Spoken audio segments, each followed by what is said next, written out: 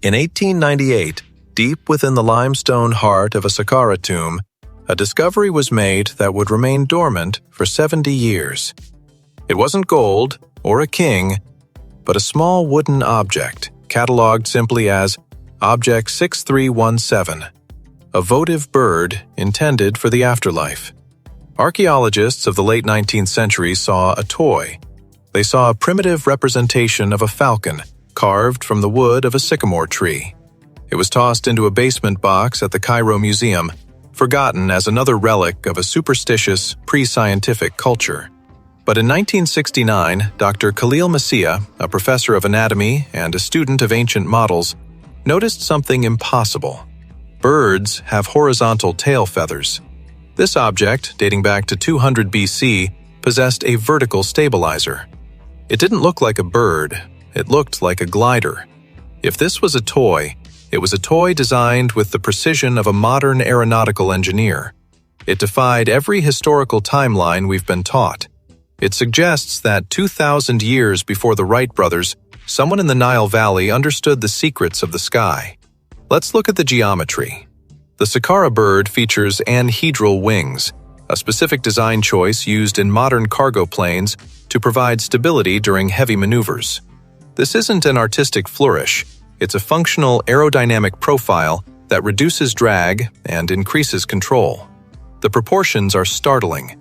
The ratio of the wing's length to its width, known as the aspect ratio, matches that of specialized soaring gliders. When Dr. Massia built a replica, he found that the center of gravity was perfectly calibrated for sustained flight. Was this a scale model for a full-sized aircraft? In the Padi Imen tomb, there was no mention of flight, yet the artifact was found alongside other mechanical curiosities. It implies a level of craftsmanship that transcends the simple tools of the Ptolemaic era. The material itself, sycamore wood, is light but incredibly strong. It's the ancient equivalent of high-grade carbon fiber. By using this specific grain, the creator ensured the bird wouldn't just look the part. It could survive the stresses of a high-velocity launch. Skeptics argue the bird lacks a rear elevator, which is essential for pitch control. However, closer inspection reveals a notch at the base of the tail, a mounting point for a piece of wood that has likely been lost to the millennia of tomb decay. With this missing piece restored, the Saqqara Bird becomes more than a glider. It becomes a sophisticated aerodynamic machine. It gains the ability to pitch, roll, and yaw, the three pillars of controlled flight that modern aviation spent centuries trying to master. Independent researchers have conducted modern wind tunnel tests. The results were undeniable. At speeds as low as 15 miles per hour, the Saqqara Bird generates significant lift. It doesn't just fall, it searches for the air. It wants to stay aloft. When we analyze the wing loading, the weight of the bird relative to its wing area, we find a number that matches modern competition gliders. Whoever carved this was not looking at a bird. They were looking at a wing and calculating its performance. This creates a massive rift in our understanding of history. To the archaeologist, it is a cult object, perhaps a weather vane. To the engineer, it is a prototype. We are forced to ask, where did this knowledge come from, and why did it vanish? The burning of the Library of Alexandria may have consumed more than just philosophy and poetry. It may have destroyed the technical manuals of an Egyptian aerospace industry that was centuries ahead of its time.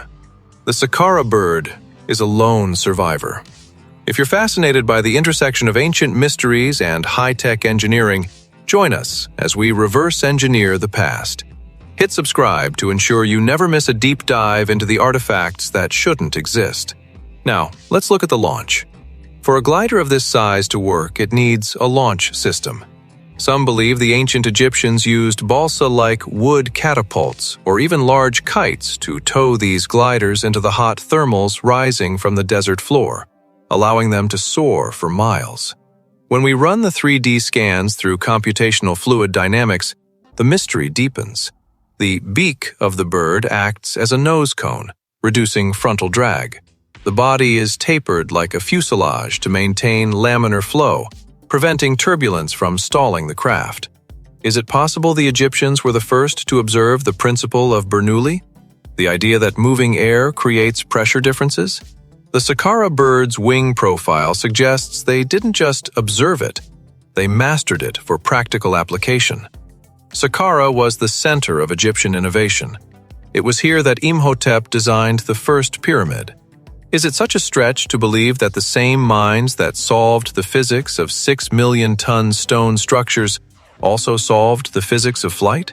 In the tomb of Pa-di Imen, the inscription near the bird reads, "I want to fly." It is a simple, direct statement of intent. For centuries, we interpreted this as a spiritual wish, but looking at object 6317, it feels like a technical objective. Mainstream science remains hesitant. To accept the Saqqara bird as a glider is to admit that our linear progression of technology is a lie. It suggests that civilization is not a steady climb, but a series of peaks and devastating valleys. Think of the implications. If the Egyptians had gliders, they had aerial reconnaissance. They had a way to survey the desert, to map the Nile, and to communicate across vast distances at the speed of the wind. The miracles of their empire become logistics. We see similar anomalies in the Abydos hieroglyphs, shapes that resemble helicopters and submarines. While many dismiss those as palimpsests, the Saqqara bird is different. It is a physical, three-dimensional object that you can hold, measure, and fly. This wasn't a one-off experiment. The wear and tear on the original artifact suggest it was handled and likely flown multiple times. It wasn't just a model, it was a tool, a prototype for something much larger that has yet to be found.